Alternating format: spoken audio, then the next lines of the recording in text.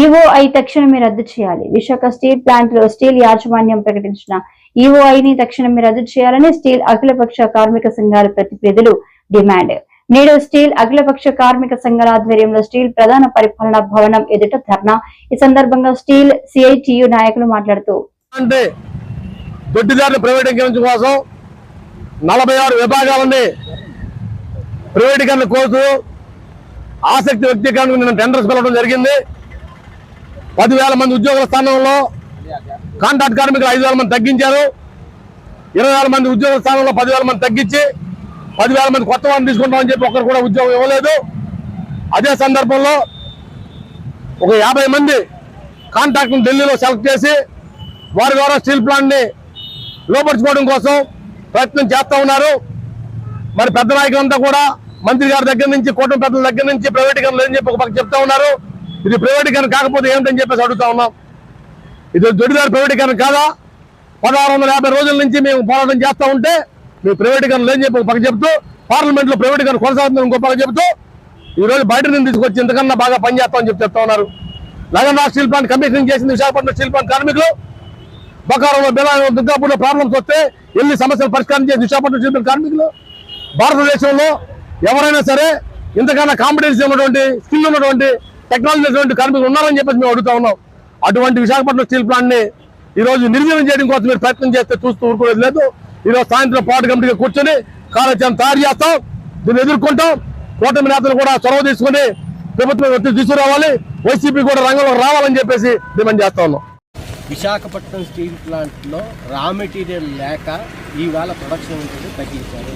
ఇది వాస్తవమైనటువంటి విషయం. Raw material లేకపోవడం మూలంగా కుదురుముఖ్ ఐరన్ ఓర్ నుంచి పెలెట్స్ కొంటున్నామని చెప్పి చెప్తున్నారు.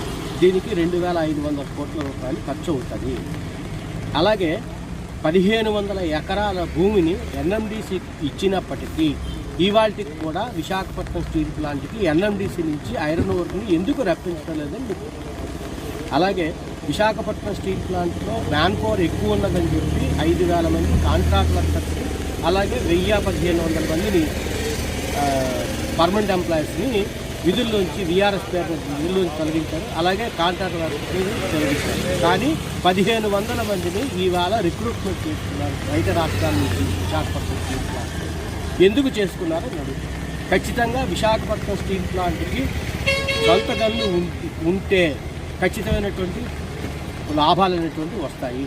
ఇవాళ లాభాలు రాకుండా ఈ ప్యాకేజీ పేరుతో తెలుగుదేశం కూటమి ప్రభుత్వం ఇవాళ అన్యాయం చేస్తుంది. ఈ అన్యాయాన్ని ఎదుర్కోవడం కోసం ఇవాళ సాయంత్రం కార్యాచరణ నిర్మించి ఖచ్చితమైనటువంటి పోరాటాన్ని మేము చేస్తామని చెప్పి ఈ సందర్భంగా మీకు తెలియజేస్తాం. పోరాటాలు 50 సంవత్సరాల చరిత్ర. ఇది ఒక రక్త చరిత్ర. విశాఖపట్నం స్టీల్ ప్లాంట్ ని వాళ్ళు సాధించినటువంటిది. ఇవాళ ఆంధ్రప్రదేశ్ ప్రజలకి తీవ్రమైన అన్యాయం. ఇవాళ శంకుస్థాపన దగ్గర నుంచి కూడా ఈ రోజు వరకు కూడా ప్రభుత్వాలు అన్యాయం చేస్తున్నాయి. దీనికి గనులు ఇవ్వాలని చెప్పేసి నిర్ణయించిన గనులు కూడా ఇవ్వలేదు. ఇవాళ ఓఎండిసిలో ఉన్నటువంటి గనులు కూడా విశాఖపట్నం స్టీల్ ప్లాంట్కి రాకుండా ఆపేసి కుదురుముఖ్ స్టీల్ ప్లాంట్ నుంచి తీసుకొచ్చేటువంటి కుదురుముఖ్ ఐరన్ ఓర్ని తీసుకొచ్చేసి అధిక ధర మీద ప్లేట్ ఛార్జెస్లు ఎక్కువ 2,500 రూపాయలు నష్టం వస్తుందన్నమాట. ఇవాళ ఎన్ఎండిసికి 1,500 ఎకరాలు ఇచ్చాం. ఇవాళ ఎన్ఎండిసి నుంచి ఎందుకు రావటం లేదు? ఐరన్ ఓర్ కానీ లేకపోతే ఉన్నటువంటి పిల్లెట్స్ కానీ అక్కడి నుంచి ఎందుకు తీసుకోవటం లేదు? మీరు చేస్తున్నటువంటి ద్రోహం ఆంధ్రులకి మరొకసారి ద్రోహం చేయబోతున్నారు. ఇవాళ అమరావతి లేదు, లేకపోతే ఇంకో పోలవరం పేరు మీద విశాఖ ఉక్కు కర్మాగారాన్ని ఇవాళ 10,000 మంది కాంట్రాక్ట్ కార్మికుల్ని పర్మనెంట్ కార్మికుల్ని స్థానికంగా ఉపాధి పోయింది లక్షలాది మందికి అనమాట. ఇవాళ ఎక్కడ చూసినా విశాఖ నగరంలోనే టూలెట్ పర్ సేల్. ఎందుకు విశాఖపట్నం స్టీల్ ప్లాంట్ ని నువ్వు ప్రైవేటీకరణ చేస్తున్నావు, దీన్ని మూసేస్తున్నావు అని చెప్పేసి తరలిపోతున్నారు, వలస వెళ్ళిపోతున్నారు. ఈ సమస్యను మీకు రాష్ట్ర ప్రభుత్వానికి అర్థం కావటం లేదా? అర్థమయ్యేలాగా మీరు ఒకసారి మరో పునరాలోచించండి.